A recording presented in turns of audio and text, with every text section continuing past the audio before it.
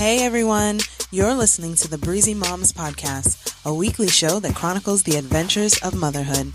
I'm Candace. Now let's start the show. Hey guys. Good evening. How are you? Hello, Miss Candace. How are you? I'm good. I've survived the emotional drama of election week. Oh my God, that was crazy, wasn't it? It was. We had a party. I heard. And we had a party, and we did an election episode on our show, and it was just incredibly awesome. I was listening awesome. to it. Yeah, I was listening to it. It was good. It was kind of like watching CNN. Like, yeah, sort of kind of. It was like the gay version of like CNN. It's true. That is the gay version. It's like if I were to be in the White House press room today, or yesterday was it, and I was Mr. Acosta, I probably would have been dragged out by my boa and feathers. Oh my God. Yeah, that's kind of like what it was. The president is a hot mess. Yes, he is. He is a hot mess. For someone to legit cut off someone else while they're speaking and call that person rude at the same time is just like, he lacks self-awareness to a degree that's not even expressible. Like, I can't even pinpoint how ridiculous he is because he's off the charts with it. It's just, well, the funniest thing to me is that, people actually lend themselves to this type of behavior with this president, right? Because they go up and they want to ask these questions. Mm-hmm. And no matter who it is, they start asking the question, and halfway through the question, he interrupts them and he just, nope, right. That's not right. I felt bad for like these reporters that have to get up there and ask these questions, because it's like he doesn't even let them finish, right? Like the guy says, I have 2 questions, and he's halfway through question 1, and you know that he's like working it up and making it, mm-hmm. being able to actually get into question number 2.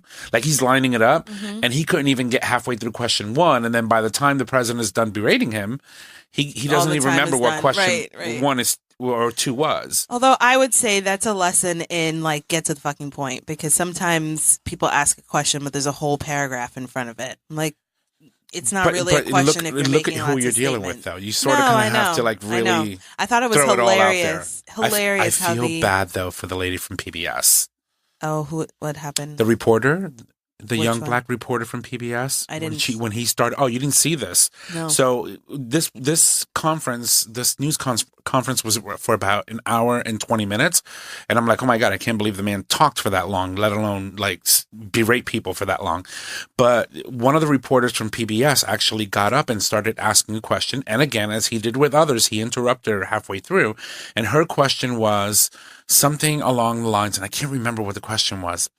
The fact that he had said that he was a nationalist, and that a lot of people think that, people who are part of like neo-Nazi groups are starting to think that the president is that way as well, because of the fact that he called himself a nationalist.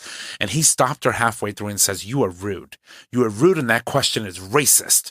And I'm like, huh? I'm like, you can't call someone asking you a question who happens to be black racist because you're white.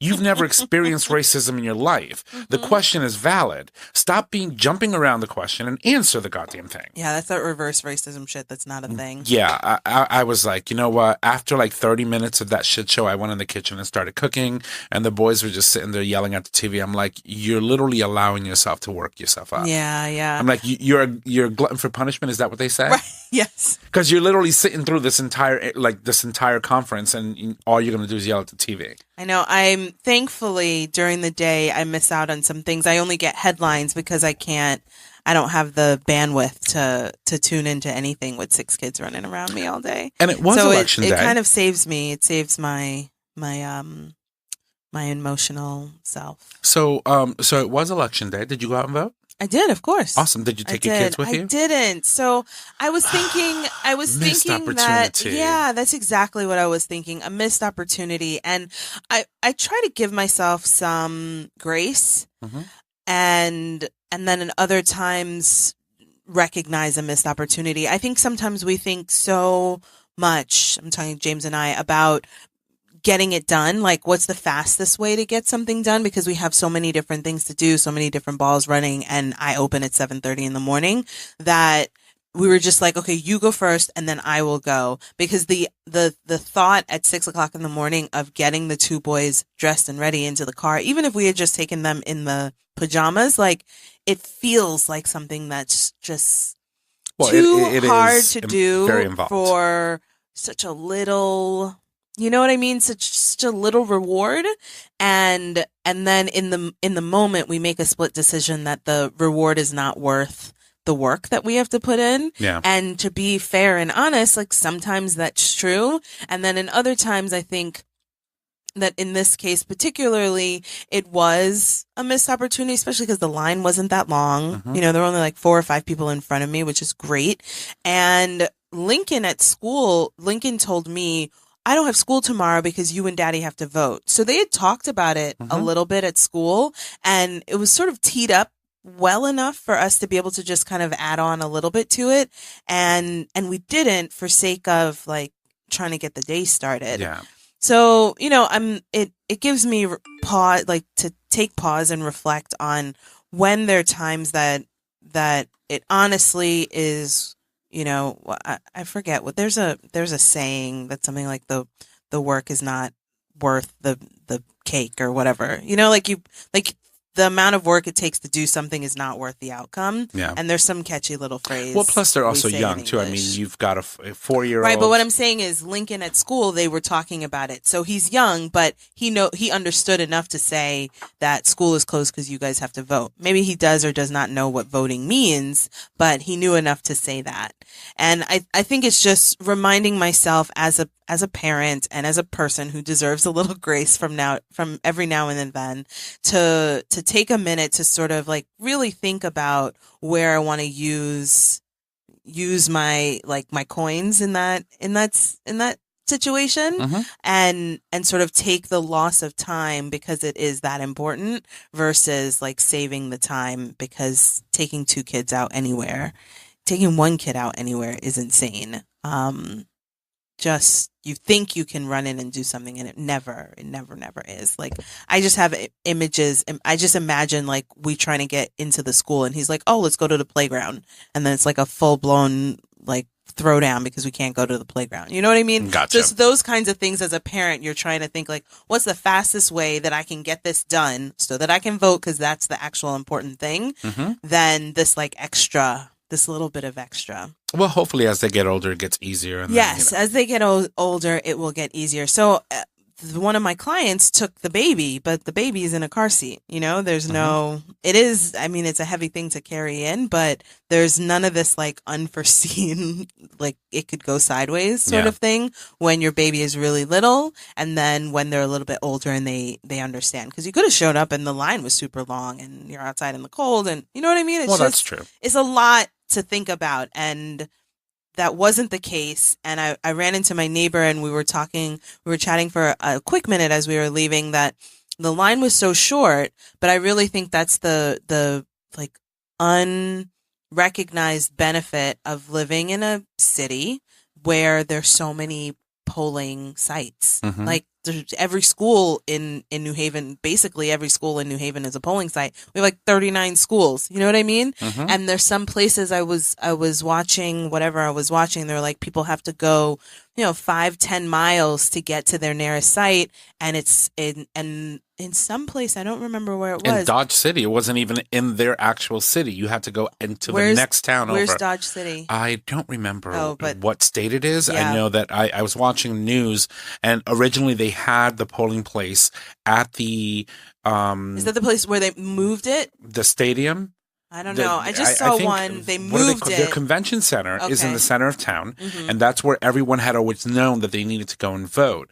So they moved it miles and miles out of town, and not on a public transportation line. Correct. Yeah, and this then is the same thing I saw. On top of the fact that they moved it, anyone who newly registered to vote, they gave them the wrong address for them to go vote at, and so now. And they just throw up their hands. Oh, it was a mistake. Sorry. And the Secretary of State in that state was actually running for governor. Oh, so same situation this is in Georgia. No, this is the same situation in Georgia. It's a more. Yeah, Oh my God. it was not the only Secretary of State that was running for Oh, office, that was wow. running for the governorship office or for some sort of major office.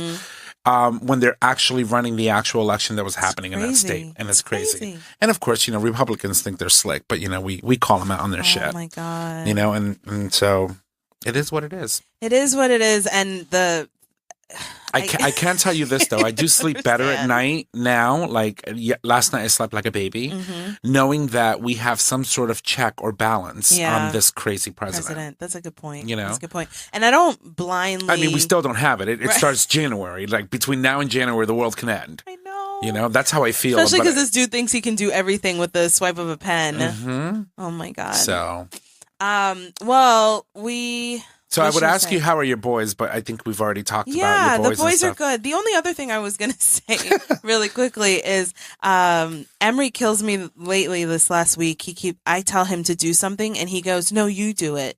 So Emery, hang up your coat on the hook. No, you do it. Emery, put your shoes on the tray. No, you do it. And I look at him. I'm just like, you're lucky biology makes me love you. Oh my God. This is ridiculous. He just looks at me. He goes, no. And he takes it because he doesn't quite get it as soon as I say. And then he realizes he has the shoes and he's like, no, I don't want to do this. You do it. And I'm just like, no, that's not how any of this works. And still I end up doing it because I don't want to beat him. But we just keep coming back to that. I keep reminding myself that I don't want to beat them. Well, at least we know you actively work on that. I do. It's a constant struggle. It's a constant struggle, but he's so sweet. And the other thing is, recently I say to him, "Oh, Emery, I love you," and he goes, "Okay." So he doesn't say it back, but he knows that he's supposed to say it back, and he purposely says "okay" because he knows he gets a reaction out of me. So we do this little back and forth thing. Where does he get this from? He's number 2. He's behaving. I'm gonna tell you this. He's behaving like a middle child, but he doesn't know he's the last one. Like birth order matters, and firstborns are one way, middle kids are the other way, and babies tend to act. How are like middle the baby. kids? I'm a middle child. Describe me. Exactly like you. Seriously? In what way? Well, there's a whole thing you should read about birth order, but on the macro level, firstborns are pleasers. They're always trying to please parents and do everything the way the parents want them to be. They're like the guard, the like truth guard, the rules guard. Mom and dad wouldn't like that. That's firstborn. The middle child, or the second child, when they're the second child, is trying to run as fast and as hard away from the firstborn as they can. The opposite direction. I'm going to do anything and everything that I can that's absolutely opposite of what you're doing and of what mom and dad want. My siblings and I already broke that theory. Okay, wait. Okay, I'm telling you what the theory is. Go. So that is second born, and then when you have the baby, everybody's like, oh, the baby, and so the baby always gets everything. The baby often pulls everybody together. They're like, because they don't have any of those sort of stresses of either trying to be what parents want them to be or trying to be the opposite. They're able to sort of, mend. At this point, we've already been through 2 of them. Right, we don't exactly. care. Do whatever you want. No, but when people get mad, nobody's going to get mad at the baby. So the baby is always able to sort of like mend. If people are arguing, the baby can come in and sort of mend the situation. Oh, he didn't mean it. Oh, she didn't mean it. Blah, blah, blah. That kind of thing. And then the middle child, when the second kid becomes the middle kid, then they're really just like, the attention seeking, right? Because they're neither first nor last, and they get left behind often. You know what I mean? So they're just like, hey, look at me, look at me, look at me, in whatever manner that is, right? I was just mad I didn't get a bike. Like, serious. No, my brother was really bad, like really horrible. This is your my firstborn? Oldest, my oldest. He was always getting in trouble. He was always in and out of like juvie and blah, blah, blah. I was, on the other hand, just the best like person ever. Of course. But my mother overprotected me, so I couldn't ride bikes because she thought I would get hurt. Yeah, my little brother had a bike and my oldest brother had a bike. But, I think what she was trying to say is, you're my gay boy. You can't get hurt. Like, she knew it. I was a flamer when I was a baby. Oh, I know. God. I know I was. At 5 years old, I was probably prancing around. Oh my God. So I think she knew there was something special, and so she protected me. Okay. Like a little bubble. Well, that's good. That's good. But so, I wasn't a problem a child. theory is just that is a theory. There are always exceptions to every theory, and often middle kids often think they are the exception to every theory. I'm just, gonna say that. Oh, get me a knife. All right. So anyway, that is the boys. They're good. And Lincoln is doing this thing lately where whenever he realizes that he has done wrong, he comes back all pouty and sad, like he's about to cry. And I go, Lincoln, what's wrong with you? What happened? And he brings up an old story.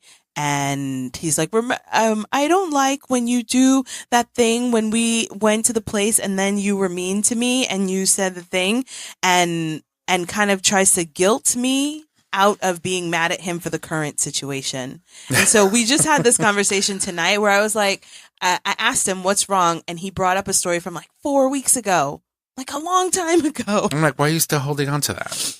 But I don't think it's holding on to, I think he's holding on to it as some kind of like, I almost said trump card. I'm not going to use that term. Like an ace, it's almost like a fallback. Like a fallback because he knows he was wrong. He got in trouble tonight for prancing. Whenever the kids get picked up, my kids start yelling, screaming. You know, when other people show up to your house, your kids start showing off and acting up and that kind of thing. But I'm trying to have the end of day conversation with the parents. So I can't afford to not be able to hear them when they're talking to me because you were asking me 9,000 questions. And so eventually we've been talking about it all week, every single day. And today I was just like, enough, go up to your room. And so he was upset because I sent him to his room. And so when he finally came back downstairs, he was all red-eyed and like almost crying and blah, blah, blah. And I was like, Lincoln, what happened? Tell me what happened. Why are you upset? Right? Expecting to have a conversation about what happened tonight. And he tried to bring up some shit from 4 weeks ago where I made him feel sad and so that he could be, like a level up in this conversation. I was like, dude, I already said sorry and I already said I wouldn't do it again. And I haven't done it again. You're not allowed to bring up that shit from before to try and get away with not being in trouble for tonight. Get out of here. So, but I could see that he recognized that I recognized what he was doing. And it's really, I see you, see me, see you. Mm-hmm. And it's really interesting to have kids to get to the age, and it's only going to get more challenging as they get older when they get to the age where they know how to try and work manipulate you the and situation. manipulate you. Mm-hmm. And Emery knows how to do that at 2 years old. I don't know what Emery's going to look like at 15. Like, I don't think I can handle it. Oh, just wait. You know what I mean? Just wait. So anyway, it's been an interesting week and the boys just continue to give me opportunity to grow as a parent, as a mom. That's short for me now. No. That I appreciate and I'm leaning into so that I can be better for them by not beating them. I'm telling you. Benadryl. Anyway, so I want to jump in. We have a guest tonight, and I should have prepped. I don't know what the word is, but teed it up earlier in the conversation to say that my friend Jaylene is going to be on. It was just like we had so much to say, and it's like diarrhea of the mouth. It's like as soon as the mic goes on, blah, I know we need one of those red lights that's right. like on air. But so my friend Jaylene from high school is joining us tonight, and she is, I was saying earlier, you just have to live in your truth. So I went to high school with Jaylene, and she's Navajo, and I'm pretty sure she's my only friend who's Native American. And like for real, whenever I have questions, I call her because I don't have anybody else. And I'm trying to find other people, but you look kind of weird, like walking around looking for natives.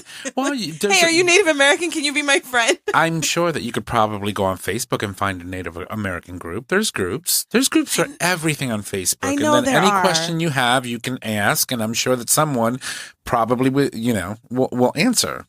Anyway, I'd feel weird about that too. It's just like showing up into a room. Hey, I want to know you guys. Will you let me in? Like, it's weird.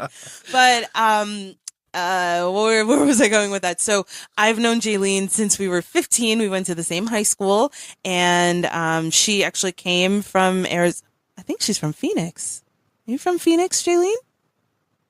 Hi. Hi. Actually, hey guys, I'm from Northern Arizona originally, Okay. but I live in Phoenix right now. Oh, you live in Phoenix right now. That's what I'm getting confused. So anyway, Jaylene, thank you for joining us and welcome to the show. Yeah, thanks for having me. And like a true rock star mom, Jaylene is doing this interview while in transit. So we might hear, I don't know what we might hear in the background as you pick up your kids from school. But I totally appreciate. Actually, why don't we do you need a minute till you get back in the car? Yeah, I'll take maybe 2 minutes or so, if that's okay. Yes, no, it's fine. It's fine. Of course, that's how it happens, right? Just when you want to do something, the kids pop up. So we're just going to put you on mute for a little while, then just give us a signal. Okay, that sounds good. Thank you. All right, so she's in the middle of picking up her kids. As mothers do, things happen. Yeah. And my God, it's amazing. The fact that she's, first of all, driving, picking up the kids, doing all this and still make time for an interview is amazing. I know. I love my friends. And they're amazing. And the support that you get from your friends is truly inspiring. I know. I'm totally super lucky and grateful. And where was I gonna go with that? Oh, so I'm really excited to have her on the show because it's super timely. We were just talking earlier about voter suppression, and given that she's a part of that community, I'm really interested in hearing from her point of view. I mean, she doesn't live in North Dakota, but obviously there's conversation. Her point of view, what that looks like for real people. You know what I mean? Because she probably knows people, and she gets involved in activism in her local community, which is pretty cool. I actually don't even know what the confluence is, but she's always talking about the confluence. And the other thing that I find really, really exciting and I don't know what the right term is. Endearing is not right, but like let me say it this way. Sometimes Black people, and I find of myself, the world makes us feel, Black Americans particularly, that we don't have culture. Like, what is our culture? We don't have culture beyond slavery. And so I'm always a little bit envious, but love to see when I see my friends come from lots of different cultural backgrounds are celebrating their culture in a way that's not for show, but it's just what they do. It's part of what they do. Part of their life. And it's a very cool thing that I think is sort of a really tangible way of passing on culture to their kids. And it reminds me that I'm at a stage in life where I'm like passing stuff on. You know what I mean? Like it takes a long time before you realize that you're grown. We talked about that a couple episodes ago. Oh, yeah.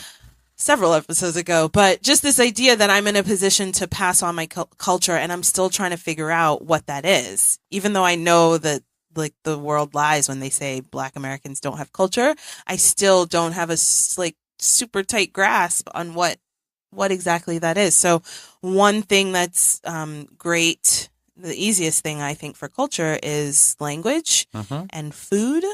And customs. Customs are very important. Being able to do things that you grew up doing, even if someone doesn't understand them, knowing that you can do that and this is something unique to your culture helps you, appropriate the fact that you belong somewhere and be able to actually give something to your children that says, this is what makes me unique. And tells the world. Of course. Or the world through your Facebook friends. It's like for us, I mean, in the Puerto Rican culture, although we are Americans, we still have an identity aside from America.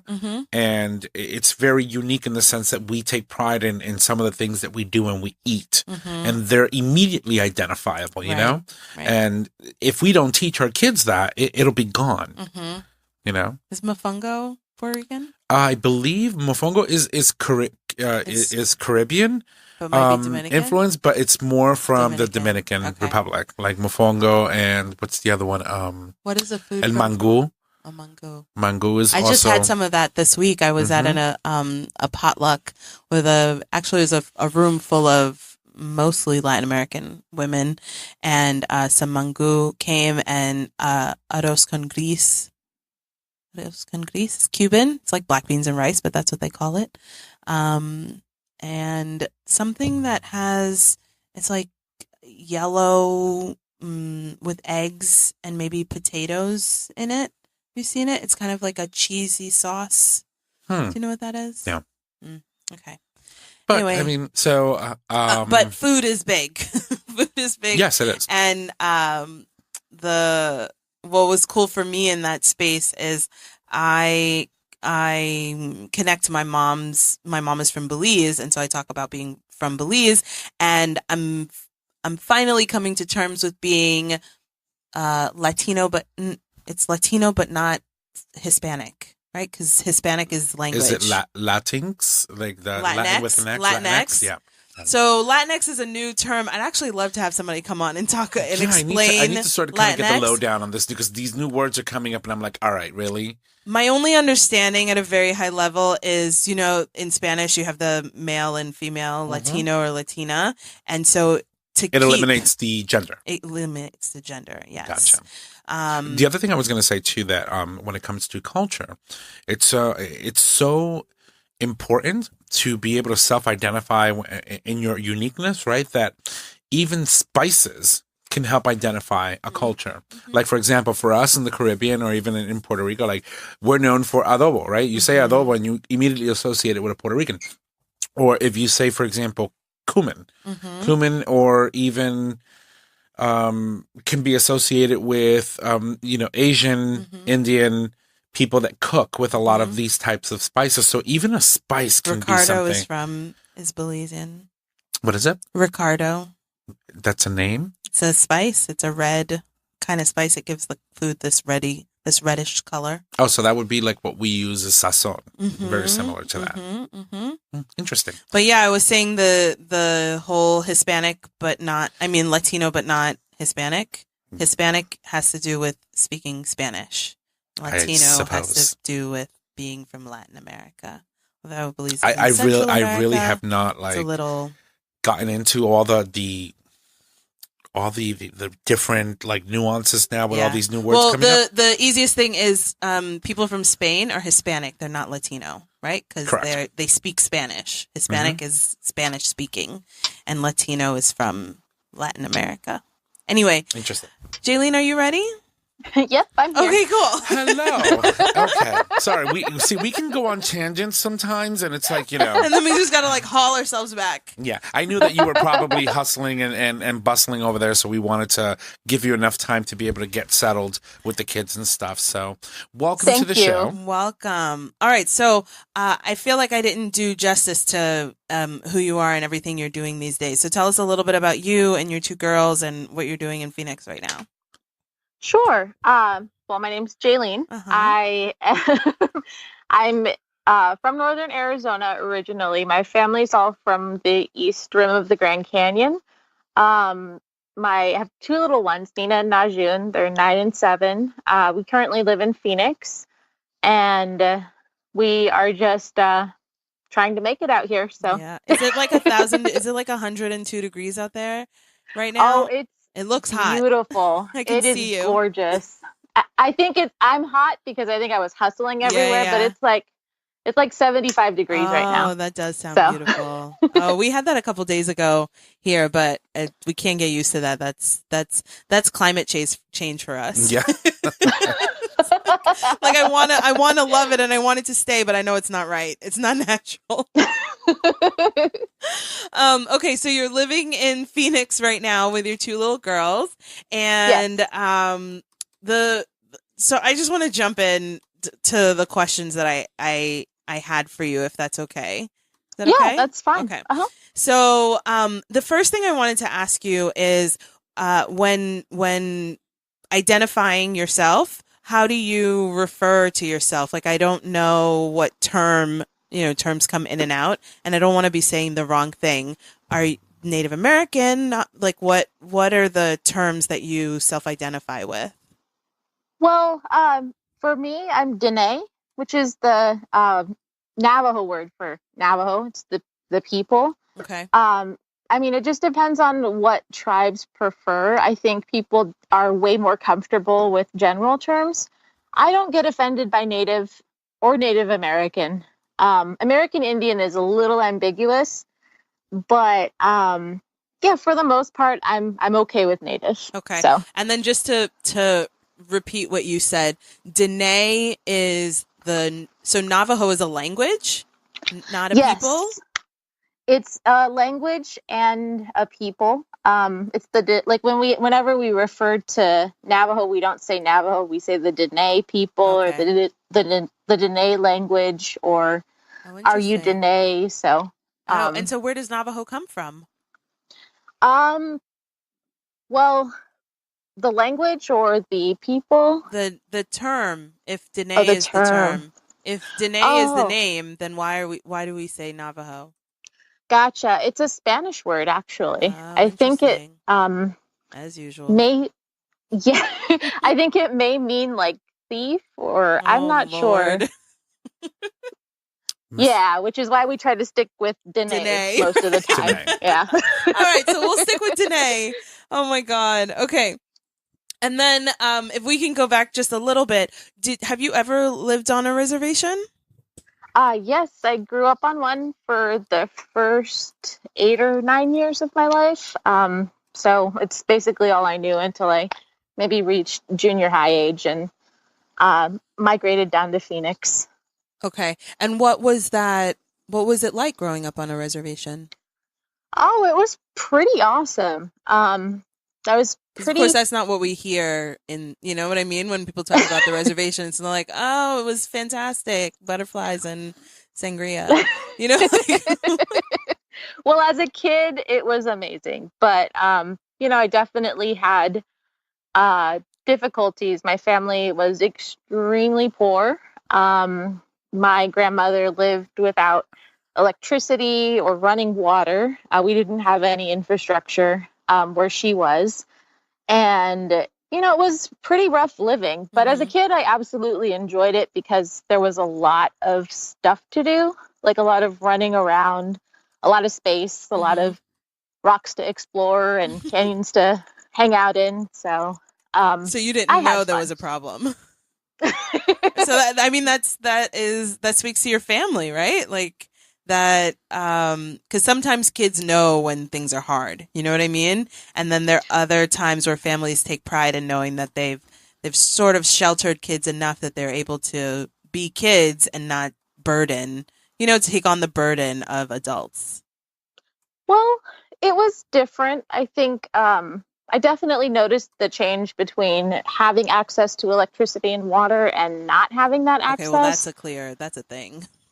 Yeah, just hauling water, making sure that we preserve water as much as possible because, we had to haul buckets over to, the water station and fill everything up. And we just had to make sure that we made every drop count. Right. So, That's funny. My mom talks about the pail of water for bathing. Like you put out the uh-huh. pail in the morning, and then the pail follows the sun all day long. Like it's someone's job to move the pail is out of the sun. You have to like move it into the sun so that it's warm in the evening when it's time to take a bath. It's just Yeah, little that things like that I can't even. I'm just like, oh wow, mom, that's weird. But like, it's if you were like, I think about things like that in a third world country. Like my mom's from Belize, 60 years ago. She's not that old. She'd be mad if I said that. But you know what I mean? Think about it like a long time ago. But you're the same age as me, and you were in Arizona. Like, you know what I mean? right. How Yeah, how and is that a thing? well, it has to do with our particular situation. It has to do with a lot of history in terms of conflict between tribes. Hmm. So way back in the day, there was a thing called the Bennett Freeze, which basically put a freeze on all development on our land in that area because two tribes were disputing claims to it. Wow. So it basically meant that our people, or my family, and the people around us couldn't get access to all of these modern amenities until the Obama administration. So I think Wow. it's been in place, I think, since the 40s. I'm not certain. I don't remember the exact year, but yeah, it's definitely been around. So that's why, we lived for so long without electricity and water out there. Wow, that's tough. That sounds like a cut off your nose to spite your face kind of situation that nobody wants to take the L on, and everybody suffers. Right. But on the upside, a lot of the land out there is still untouched. It's not developed. Mm-hmm. There are still very rugged places that you can go. And, I have a piece of land out there. So when I need That's a cool. bit of peace, yeah, Yeah, I can that's just, awesome. yeah. So you said that you lived on the reservation when I don't know, until 8 or 9 or so, and then you guys moved to Phoenix. Is that what you said? Yes. And then you came to school. We went to boarding school. And I'm asking this question because I remember that there was another girl who I don't really remember her name because she only lasted a couple days, who also came. I don't know if you knew her beforehand, but she did not make the transition very well, and she ended up going back home. How did you find Choate and make the transition to be able to stick it out and get through high school here in Connecticut? And what was that like leaving so far away Yeah, and the sort of this life that you knew to come to Choate of all places? definitely. No, I think for her, I also don't remember her name either. I have it at the tip of my tongue somewhere. But she actually came to high school from a reservation. Like by that time, I kind of had already adapted to, city life and Mm, being the only native in a lot of situations. So, I think she had a rougher transition because of that. So, I kind of at that point was already, just blending in with my peers in school. And I was in an inner city school though. mm-hmm. So, it wasn't too like much of a culture shock like going to Choate was. Right. But, I actually ended up taking a test. I was a really weird kid. I would read Shakespeare on my lunch hours and kind of like do really nerdy stuff. And I would work hard though. And my principal actually knew Julie Goodyear, the Mm-hmm. coordinator of the scholarship that we Yeah. had to go to Choate. And he asked me to meet with her, take a test, and, maybe apply for the school. And I somehow made it in. I'm still not sure how. Because you're amazing. Because you just said you were reading Shakespeare at lunchtime. Oh, thanks. But still, I really tried to make an effort with that. Mm-hmm. And yeah, it's been definitely a huge transition. I think going from city life, going from, any person from any background, going from Phoenix to the East Coast, Mm-hmm. I think that's enough culture shock in itself. I'd say so. Yeah. Even the weather in itself. Right, When you think right. about how, well, first of all, in the Northeast, especially around this area, you blink and the weather changes, and it's so humid. So when we get heat here, it's heat and humidity. It's suffocating. When you're getting, unless you're in the middle of a monsoon in the desert, that is not the case. No, definitely. It's a weird culture shock. I think the environment, it definitely is jarring. You're right. The difference in environment and weather, and just the fact that there are 4 seasons when you're just used to like open sky, like a good majority of the year is I will pretty tell interesting. you though, your sunsets are amazing. Number one, and I believe you're in. You said Arizona, right? Yes. Uh-huh. Your state does not observe daylight savings time. No. Well, the northern part does, but we don't down here. So during this time of year, your sunsets are epic. Like seriously epic, and you can really see all the, because I'm very into rustic tones, and I love the way the sun glows on a lot of the like natural rock elements that you have out in the desert, and it's just so beautiful. It really is. I've never been, so I would Well, You should I would come. love to. I mean, yeah, you need to come out, I definitely. guess the closest I've gotten is Vegas, but I was just on the strip. I I have a wasn't like portable out in recorder, the girl. We can Oh, travel for the show. we We're gonna should. get some sponsors. We're We gonna do a show out should. of Arizona. I love it. Okay, so sorry, we were talking about making the transition to Choate and how you manage that. And then just a follow-up question there. You decided to go back to Arizona when you were done. What made you make that decision to go back and not to I say that because sometimes like myself, I found myself going further and further away from home for whatever reason. If I do some self-reflection, I can probably come up with something. But Mhm. some people go further and further away from home, and some people go back. What made you go back?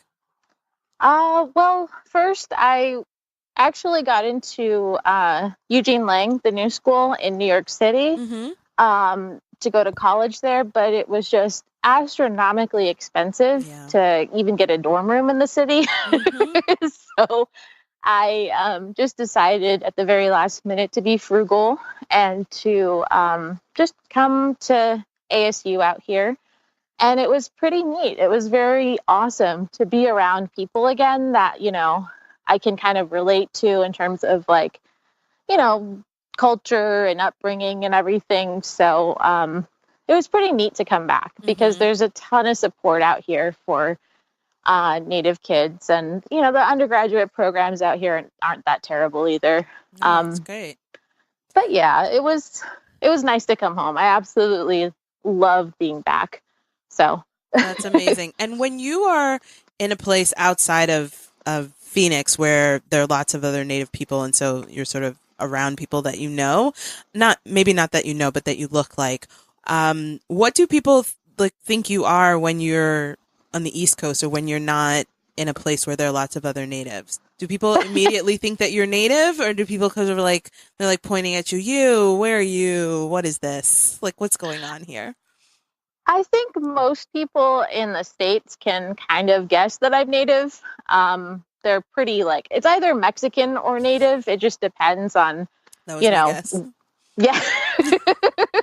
Like, how I'm many either, times have you been called Mexican is the real question. oh, way too many to count. Yep. But that just depends on where I am. I think outside of the States, where people really have zero to no exposure to Mm-hmm. Native Americans at all, I think it's usually, I'm usually like considered Chinese. Mm. That's the closest like group that people can like really kind of tack on me. It's a So Bering Strait, right? Like, that's how Well, they I got mean, here. oh, you would have to go through I like mean, it's Russia. like really far back, but yeah, I mean, who knows, but it's just interesting, and it's just really cool to actually be back in a place where anybody can come up to me and say, "Hey, you're Danae, aren't you?" right, Or right. I love it. And how do you spell Danae? it's Dine. Okay. All right, cool. I Yeah. just want to make sure in my mind I'm thinking about it so I remember and can say it right. Of course, then I'm going to sound like a pretentious when someone's like, "Oh, the Navajo." Someone's like, "No, actually, it's It's Danae." today. One of them told me. So let me. So you have children, multicultural children at this point. What are you actively doing to engage your children in traditions that will stay with them long after you're gone? I mean, the thought of just having someone not be there is harsh, but it's reality, right? So, is there anything that you're doing to ensure that your children are picking up your customs and things that you love to do, being part of the Dene nation? Definitely. We try to go home as much as possible. We try to, just get back to the land. When I pass on, they'll definitely inherit all of my area. There are just certain things that I try to do just to kind of like give them that same feeling of home. And that's just being home. That's being among family and knowing who you're related to and knowing, your clan system, which, the clan system is a way for us to kind of relate to each other and know where we came from and know who we're related to. So is this clan, not tribe? Well, yeah, it's within the tribe. I'm not too certain about other tribes. I'm pretty sure they have their own systems. But, for us, we have certain clan systems like, sorry about that. It helps us kind of identify where, like physically, we come from, who our relations are. So if we're ever separated, and we're in different parts of the country or the state or anywhere really, we can say, hey, like I'm this clan, and they can say, oh, hey, you're my mother, and clan wise, or you're my, my nephew clan wise. It's just a really good way to kind of tie yourself back into the community. So I make sure that. Do you do that? Does that happen in the clans through names? Like, can you recognize people by names that they have? Or like, are there some, I say that because in Ghana, in some of the tribes, you have a specific name for a day of the week. And as soon as you say your name, people are like, oh, you're Ga or you're Fanti, or you know what I mean? They can recognize you that way. How is it that your clan identifies themselves? That's awesome. I didn't know that. Yeah, it's just kind of like, it isn't really a part of names. Some people might have a name that, ties into it, but for the most part, they're just like distinct, I want to say groups. It's a rough way of saying it, but it's just kind of like a distinct way for you to identify yourself to somebody else, in the same tribe. So does your clan have a name? I have 4 of them, so it identifies like my mother. 4 names or 4 clans? 4 clans, sorry. Okay. I'm following. It identifies my mother's family, my father's family, my grandmother's family, and my grandfather's family. Cool. But yeah, whenever we have children, what passes on to them, their main clan is usually the mother's clan. Okay. Gotcha. So yeah, that's interesting. See, in our Anglo-American world, right? In the whiteness that we've been forced onto, it's always the father that sort of carries the name. The father is the one that sort of kind of keeps the line going, and the boys. You're not considered established if you never have kids because they can't continue your name and your line, and so it's very interesting to see that you put women first. So is the Dine tribe matriarchal? Is that what we're getting from that? Definitely. Very matrilineal, very female centered, because that's just how we operate. All the smart ones do.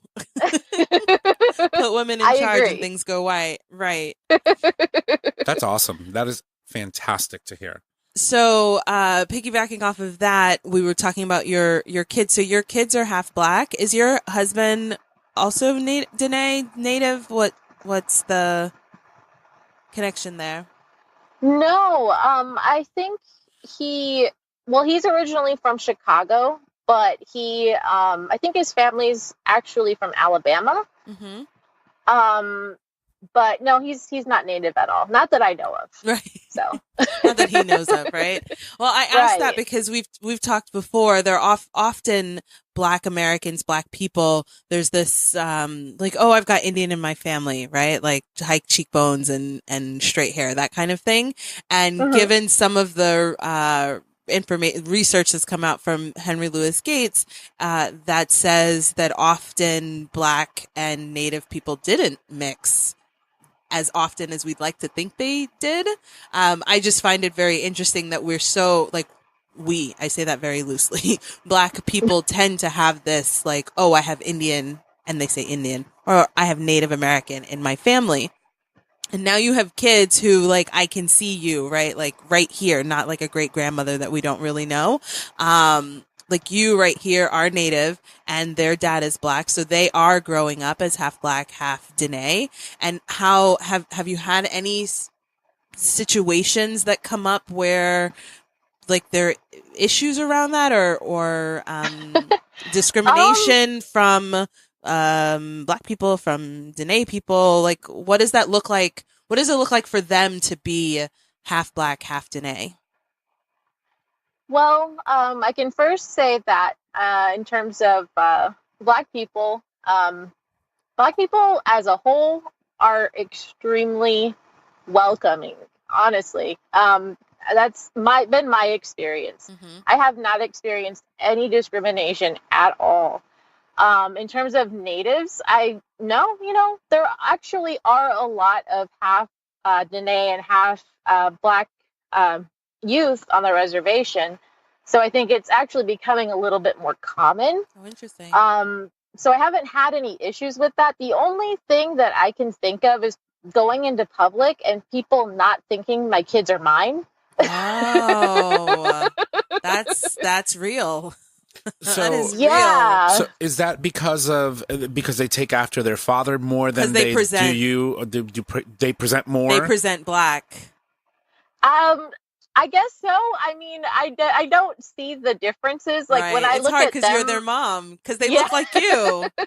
And to the discerning eye, to like your reasonable discerning eye, you can see that they look like you. But to people who need like boxes, very clear distinctions, you would see two maybe mixed girls, but you don't. I don't think that your regular person who needs the very clear boxes would see them as being mixed Black and Native or Dene.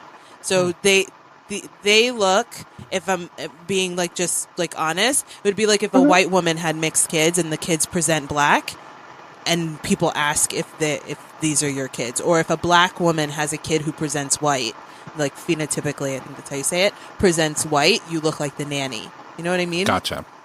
That's how, like, I'm her friend, she's my friend, so I can see that her daughters look like her, but people who don't see that, who don't know them, don't know to look for those cues and don't really care about those cues. I feel like if I'm, just going to be as ridiculous as they are in their questions, when people say like, are you the nanny? Like, it's rude and you don't really care. And it shouldn't be any of your business. And it's none of your business. The and child maybe is I well taken adopted care of. them. Yeah, you never know. Right? And that still makes them mine. So I want to ask you, why am I leaning? I mentioned before that it is very important for us to expose our children to cultural things, whether that's on the Black side of the family or whether that's on their indigenous side of the family. When you bring them, you bring them to the reservation, right? Or to meet the family and be around your mother and that side of the family. Is there anything in particular that your family does that they absolutely love, that you feel that when they're participating, they really gravitate toward it and really enjoy it? Because sometimes, like, when I go back home to the island of Puerto Rico, they do certain things and I'm just like, yeah, I'm not really into this. I live in the U.S. This is not what we're about. But then there are things that are so, like, nostalgic. They're so unique that I take with me and remember for the rest of my life, like watching people do certain things.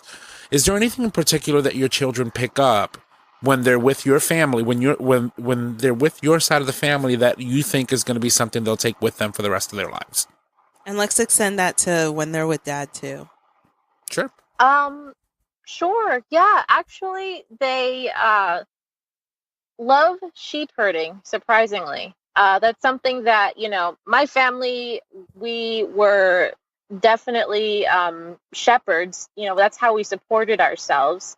And my grandmother had maybe upwards of like 1,000 sheep at some point when I was a kid. So, like to us, the sheep is basically where we get all of our resources. It's our, the sheep, we have to take care of the sheep because the sheep are, a food source. They're also a source of income in terms of the wool and, being able to spin wool to make rugs. And, it's just something that's very ingrained in our particular culture, in our family. I think that it's interesting that they really like to do that because I hated it as a kid. It was such a chore. But they really like it, and I'm really happy that they caught on to that. And they're getting into like a little bit of the weaving side as well with my sister. So like with the sheep, we have sheep shearing sessions basically once a year, and we're able to spin the wool into yarn that we can weave rugs into. So when you say sheep shearing, you mean like when they shave them down? Mm-hmm. Yes. Okay. So when we are able to do that, we can get like a good amount of wool that back in the old days, and my sister's actually doing this now. We can actually card the wool, make it nice and soft and ready to spin into yarn, and we can start weaving rugs with that. Wow. And they're starting to catch on and see why taking care of the sheep is important. And that part to me is important because that's how I grew up. I grew up loving just being outside and actually hating sheep herding, but because you had to.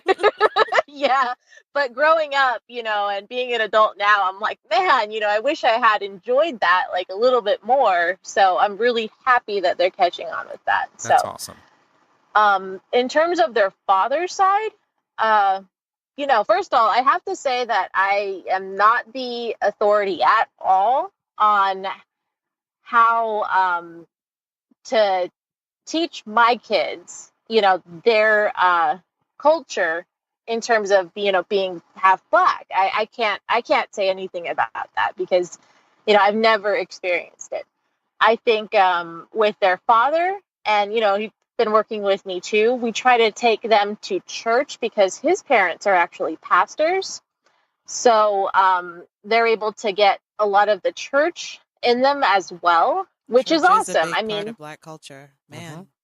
That's real. Yeah, and they love it. They love going. They love to hear the songs. They love to hear the messages. I think they just really appreciate that part of it. So I'm just happy to show them my part of my own background and let them know this is a part of who you are. And they can learn from their father. They can learn from his side of the family about that side of the culture.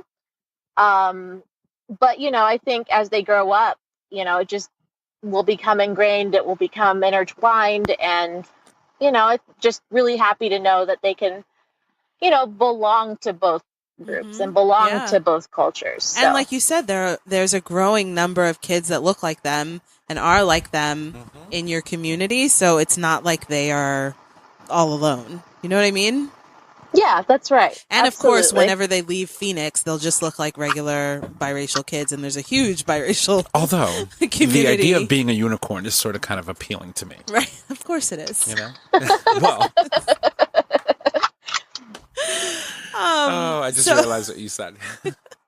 So the last thing I wanted to ask you, I think I have two more questions. The last two things I wanted to ask you is, as a Dine woman, and given that, especially we were talking about Elizabeth Warren earlier, being on the national stage, like talking about being Native American and Trump harassing her and calling her Pocahontas, and then her whole thing coming out with her 23andMe that she's point whatever nothing % Native, and then the whole bit about tribal affiliation. Like, are there things around that, or things around just being Native affiliated that you would like people to know that is maybe misunderstood, or even through this? I feel like a spotlight was put on for even a short period of time with this issue with Elizabeth Warren, but just that you'd like people to know about being Native, about being Dine, that maybe is misunderstood or misinterpreted. Sure. I mean, the thing is that I think the issue that most people had, and the issue that I had when it came out that she was claiming Native ancestry, was the fact that she didn't really kind of know what she was talking about. I mean, like, I don't know all of the facets of, the Cherokee tribe, but if somebody claims any sort of native ancestry, like unless you can actually like do the work and figure out maybe where you came from, or not, instead of saying like I'm just generally Cherokee, like like maybe find out a little bit about the tribe and the history, and maybe find out a little bit about the issues and just the current events. And if you really want to identify, I mean, maybe you had a native ancestor way back when. I'm not saying nobody should try and claim native ancestry. I think it just takes a lot of work to figure out, beyond my because mom had high cheekbones. right, because every tribe is different. It's just not like, it's amazing how different we all are from each other. So like in my tribe, we can identify each other through our clans. We can identify each other through our family, where we come from. And, I can understand maybe some people, were lost back in the day in terms of like being adopted out to, non-native families, just, not at will, and maybe losing a part of that culture. But if you do the history, the work, if you do the work to research the history, if you do the work to kind of reacquaint yourself and not come back and say, you're some sort of spiritual elder or something after taking this journey, that would be great. If you could find out, why Standing Rock was so significant, if you can find out what types of struggles, natives in general even are having at this point, the missing and murdered Indigenous women, if you can like figure out what our causes are, and you can like really kind of ingrain yourself, then you can, maybe reframe your claim of being Cherokee. Because I think, it's just kind of like a general thing, and people don't think it means anything. But, being Native means a whole lot. So I think it's just effort. I think it just matters how much effort you put into it. And a DNA test is never going to show that. Right. Well, I totally appreciate you. If you remember, I called again. I call you because I don't want to mess up, right? The same way I don't want other people to be out here saying foolishness or talking sideways. You go to the source and you get some real information. And so I totally appreciate you taking my calls and helping me to learn and about natives, or when I have questions, and I say this because I don't intend to burden you with my ignorance about this stuff, but I really, really appreciate having someone, a real person beyond a book, to turn to ask questions, so that I'm not doing things incorrectly, the same way I would expect for others to when they're trying to figure things around, like Black people or Asian people or whatever other thing that they're trying not to put their foot in their mouth over. Hey, anytime. I'm always I really here. appreciate it. And I think the thing that sticks with me that you told me, it was probably a couple months ago, was just to remember that all of the tribes are different, right? And that there are probably very few instances where you can speak so generally about natives as a whole. But the last thing I called you about was on teepees. Remember I told you that I got all excited about making a teepee, and then I started to feel immediately stressed out and embarrassed that I was making a teepee and I didn't know if it was appropriation. Remember? And I just, right. I feel the thing I remember is that you reminding me to make sure that I get comfortable in the fact that there are specific things tied to specific tribes, right? And that as long as you're not generalizing, that all natives live in teepees, right?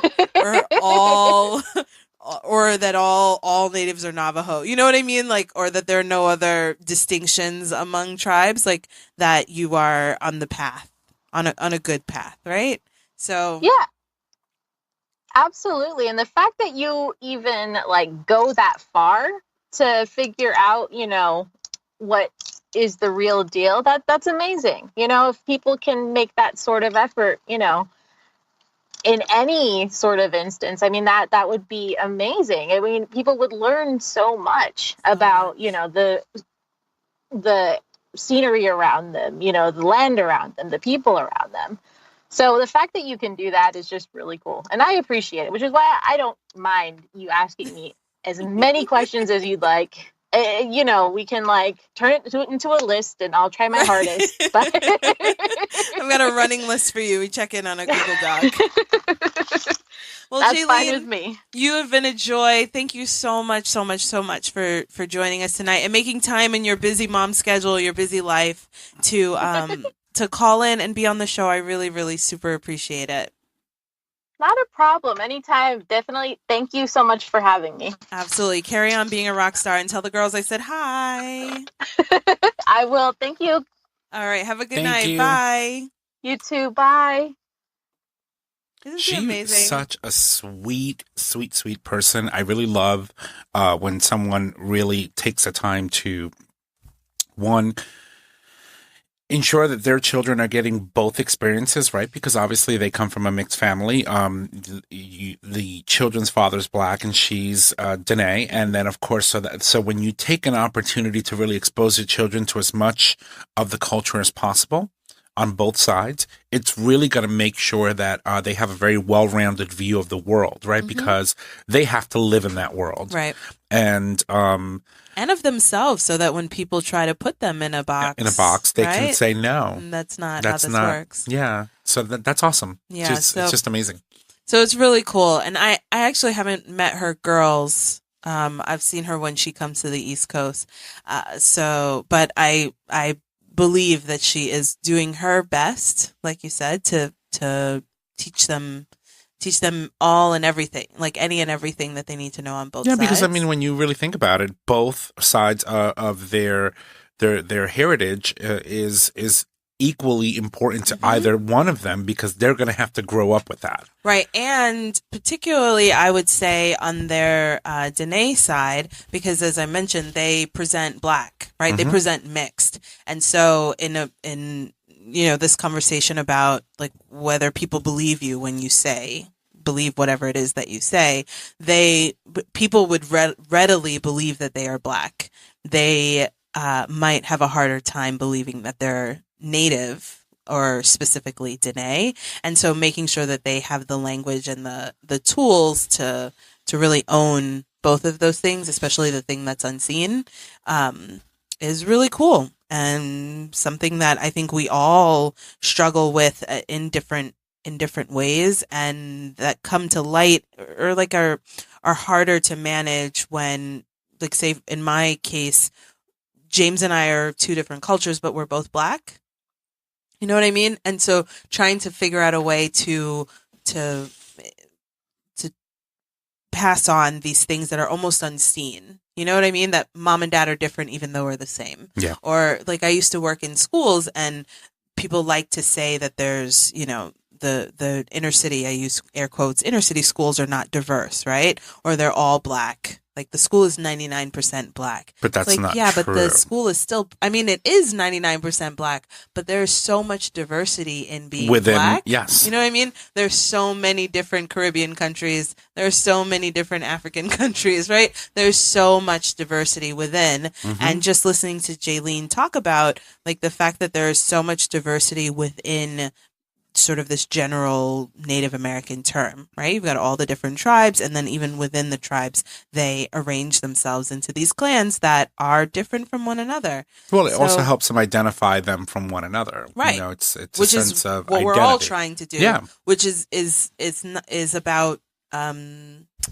ownership and connecting to people, like you want to make sure that people know that you're from this family or you're from this clan. And that's all we're all trying to do, right? Like, well, identity is super important ourselves. For anyone, it's just the way we grow up, knowing that, we have to somehow differentiate ourselves from someone else so that we could be able to identify, to have that self-identification is important, It is. It's like when people say Hispanics, for example. Right. I also like to emphasize, although I am Hispanic or Latino and I speak Spanish, I'm also Puerto Rican because that helps me identify where my people are from and gives me a sense of importance. Puerto Rico's not Latino. Well, technically not because it's Caribbean. Right. So that's what I was talking about, and all of these different terms. But in America, create- I consider myself a Latino. Right. Right. Yes, in because, America. although my special- parents were born in Puerto Rico, I wasn't. I was born here in the U.S. So I'm part of the Latino Americano culture. That makes sense. And, I can't really claim to be 100% Puerto Rican from the island because I'm not. Right. And so, but it's important. Self-identity is important, and being able to embrace yourself in both sides of your identity, what makes you as one is super important. I think that's awesome that she's doing that. Yeah. And the claiming part is really important, because I think that sometimes we make decisions, our parents have something to do with it, but then once you get to be an adult, you sort of make a decision on what you claim. And I find that I often claim Belize because my mom is from Belize, right? And my family tends to be very matriarchal, and my parents were separated. And so even though my dad's Jamaican and my grandmother's Jamaican, I claim it now that I'm trying to really understand who I am and what makes me who I am. But growing up, I don't really know them. You know what I mean? Yeah. So it's hard to claim it beyond the like right, beyond reggae, because I didn't see it, and we don't eat the same food. You know what I mean? Yeah. So I really admire and appreciate people, especially from mixed cultural relationships or backgrounds, who make a concerted effort to teach both to their. Well, I mean, and it's to their important kids. that, that she's doing that Both, now, all, because any. they were doing some scientific research, and they're saying that in about another 40 or 50 years, 60 to 70% of the population in the U.S. will be mixed. Interesting. Yeah. And so you're going to start seeing a different type of American arise from what was, White nationalists are going to kill themselves. Oh, they're going to go bananas, and so, and you're starting to see that now in a lot of, interracial couples that are expanding their horizons as far as, no, I must stick with, if I'm a black person, I have to be with a black person, or if I'm a Latino, I have to be with someone who speaks Spanish, or someone that looks like me. And those type of norms are sort of kind of breaking down, and rising out of that is going to be an amazingly beautiful, absolutely gorgeous culture that's just going to emerge. I know. I just met a woman who's, I want to say she's from Kenya and her husband's Puerto Rican. And even, she's like, I came here as an adult, and so trying to figure out how to teach my kids how to be people of color, like young women of color, and then these two specific types. You know what I mean? Because of course, I love the videos that they make where they poke fun at the preferred person of color. You know what I mean? And when you're not the preferred person of color, whatever that is, like how you manage those things when you start as a child, like this is all that they know, and they speak Spanish, and they're brown, and they're African, and they're, like this is a whole lot for people to handle, but I feel like it's a whole lot for people to handle who don't really care and just want to put you in a box. Of course. You know what I mean? Well, that's typically the case. But people who care, and people who are in your circle, or your like broader circle, take the time to know more about you, and like you guys support each other. But that's not necessarily just people who care alone. I mean, if you are a well-versed human being, whether you're white, black, Spanish, when you encounter someone, if you don't know much about them, you ask questions. Right, but again, that's still a person who cares. Yeah, that's what I'm saying. Yeah. But you could be a complete stranger Right, and still be able to care. And so I think that, that's what we need more of. Strangers taking it upon themselves to learn about other people before they just throw you in a box and say, okay, well, you're this. And to me, I think that if we start doing more of that, we're going to have less of a lot of the issues that we see nowadays surrounding, ethnicities and people trying to like picture, well, you should do this because this is your color. That's what you do, right? Right. Those are your people. I'm like, no, we're all our people. We're all human, and we're all in this melting pot together. And I think that asking questions is the best thing. So Yeah. when you were saying to Jaylene, I thank you for letting me call you every time I have a question. I'm like, I think that is the most critical and most important thing that you as a person of color could do to someone who's Native American, to really understand what their culture is like, as opposed to just coming up with stuff or using generalizations that were imposed on us already by the white person. Mm-hmm. So taking the time to do that is great. Yeah, you just got to do it. You got to do it. Before I go into the mom tip of the week, the mom's heart tip of the week, I would be remiss if I didn't mention, as we're talking about people of color, women in general being rock stars. Oh, that's okay. Hiccup. Did you see the wave of 19 black female judges were just wasn't that amazing? Appointed is not the word, just won seats in Houston. Yep. And then there's a whole list of first. Was it just Houston, or was it all it's Houston, over? It's Houston. Houston is not the name of the county. I don't know what the name of the county that Houston is in. Harris County or something like that includes Houston. But in the Houston area, it's 19 black female judges were just elected into their local judgeship situation. And they looked bomb. Oh my God. They looked amazing. Fine. Oh my God. So, that was the first thing that I wanted to mention, that it's amazing because I feel like you have to see something to believe you can do it.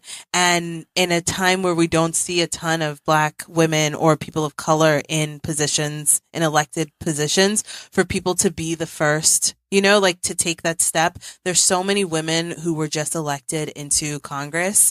Harris County. Into Congress this week, who were all first Muslim American woman, first Muslim woman in Congress. I think it's 2 of them. First Somali American woman. The youngest woman elected to Congress is right. Representative Cortez from Brooklyn. Is she Puerto Rican? She is. Yeah. Is Puerto Rican. First, you were saying earlier, lesbian, MMA champion. What was the other? Native American. So Native. And then there are 2 Native. Maybe one of the ones that I'm seeing is this woman that you're talking about. But I saw 2 Native American women, also first 2 natives elected to Congress. I believe one of them is the MMA fighter. Yeah, she's I'm guessing with her muscles, and I think her last name is David. I'm guessing which one based on what she looks like. Yep. First black woman elected to Congress in Massachusetts and Connecticut. That's right. Oh, Teacher of the Year that started running. She won her bid, and she is now a congresswoman for the state of Connecticut. So, so many first that seem ridiculous. Of all, 100 women were elected. That's amazing. Into the congressional seating in our U.S. House of Representatives. That is historic. It is the most number of women candidates that ran against, this is a complete and utter, upset. Not so much. It's a shake-up, but it's a repudiation of the spewing hateful things that this man and the misogyny behind his message. Mm-hmm. And women said, oh, hell no. I'm getting up and I'm going to do my thing. And they came out and they did their thing. Came to win. We still have we have 2 things that are we're still pending resolution on. First of all, the situation in Georgia with Stacey Abrams and her opponent trying to kibosh every opportunity possible for her to get the votes that she needs to win. I just saw that a county came in runoff. Is it going to runoff? I just saw a county in Georgia came in over 600 votes for a place that only has 300 registered voters. I was reading that article as well, but I'm also reading now that, as the votes continue to come in, right, because you had absentee ballots and things that needed to get counted, there was a whole box of absentee ballots that were found in a school, and a teacher reported it, saying, these weren't counted. And so there's a lot of irregularities, and I know that the majority of this is done on purpose. They don't want her to win, but there's a possibility that she could win. Same thing happening in Florida with Andrew Gillum and his opponent. But he conceded. But now it's going to a recount because the margin of ballots just got shorter and shorter and shorter to the point where now that he can legally ask for a recount. And so that's going for a recount. And then, of course, the Senate race there is also going for a recount. In Florida? Like, Florida can't just do it right. It's well, Florida is... I really think we should just let Florida... We should sort of kind of just... Send me my grandma. Yeah, just... And my cousins. And my mother and my brother and my stepfather. And most let of it my family, go. And just float into the Caribbean. Just let it just go. Like, just jackhammer. But, you know, when you think about how important, that's 23 electoral votes that Florida provides to the Electoral College. You know, and then you think about places like California and Texas, Florida. These are big states, New York, Pennsylvania. These are states that have so many delegates. I mean, California has 54 U.S. representatives in the House. It's crazy. And it's apportioned based on your population, right? 27 million people live in California. Meme? Have you seen that meme where they're talking to George Washington about the electoral colleges and the college, and they say, well, what if you have 27 million people living in California? And George Washington like chokes up on his juice, like he's drinking water, and he's like, you have how many? What? Where? What's happening? Like, the concept of the Electoral College was created before they knew we could have that many people anywhere, let alone in one place. Well, I mean, back then, when you think about, aside from our native indigenous Americans, true Americans, who weren't even counted back then and weren't counted until this recent. Not counted now. Well, even now, they're still making ways and efforts and trying to, stop them from voting. It just kills me that so many people live in that state. I'm like, and this is not like, I don't know all the things. This is not a political show. I don't. Oh, I do. I know you know all the things, but I don't know all the things. I don't know all the things too, but as a mom, as a woman who's like out here trying to make the best of like what's going on, and I don't really have the privilege to ignore some of these things. Like, people are like, oh, I don't get involved in politics, and I'm not getting involved in politics because like I can choose not to. I'm not getting involved in it because I've realized lately that I am like a pretty strong empath, and all of these things that are going on around the country, like, it feels like it's happening to me, and it very well could be happening to me. You know what I mean? So I just try to pay attention just as much as I can handle and need to in some cases. I guess in some sense I have the privilege of living on the East Coast in a place that pretends to be super progressive, and for the most part we're sort of safe-ish. I use those terms very lightly, because we almost had this crazy Republican governor, this crazy Republican guy by a very small margin, which reminds me, right, that like no place that claims really loudly to be super liberal and super progressive is actually that way. Well, you know you've got your people that come out of the woodworks. Those that don't scream at all are the ones that show up to the polls. So that's why it's super important. Every vote counts, especially when you're thinking about local congressional elections, because that one vote could be the difference between a runoff and a recount and finding another box of ballots that were left behind somewhere in a school auditorium. And that happened here in New Haven. Some ballots got some machine got broken, and they put them in a duffel bag, and then they got wet, and then they couldn't. I was like, are we in Florida? What's going on here? Yeah, it's so and then now there's the Republican candidate is trying to actually put a lawsuit in because of some of the same day registration votes. He was saying that in New Haven County were done illegally. Oh, Lord. And I'm like, oh, whatever. Yeah. I was like, dude, you lost. Just get over it. But, one of the important things that I want to say is, again, congressional elections affect you personally. Those, you got to understand that within the House of Representatives, those are the representatives in Congress that represent you closest the most, right? Because they represent the will of the people. The Senate, not so much. The Senate is just like an upper chamber of our government that sort of kind of acts like a balancing of both houses, but those representatives represent you based on a group of people, right? It's your district determines, or your state, and how many people you have in it determine how many districts you have, and that representative represents you in your district. Right. So familiarize yourselves with the issues that are going on in your district and hold those elected officials accountable. That's true. I would extend that to, or I guess I would say that they do represent us, but to also get involved in your local in local politics and your local representatives, because those people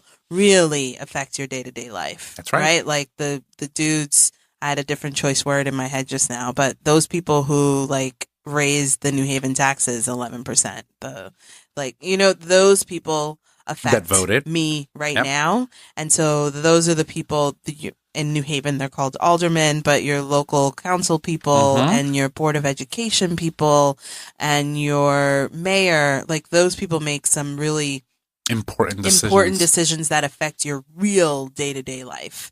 And so as much as you can get, I will announce a little embarrassingly that I really didn't know a ton about what the two candidates for governor were talking about. Like I didn't really know a huge amount. And I just didn't take the time to really research what they were talking about. And I feel bad about that, because whether we're happy that a Democratic candidate won or not, I'm not sure. We literally went Democratic with the entire state. Yeah. Every congressional election in the state, or every representative from senators to congressmen and women, including our governor, were all from the Democratic Party.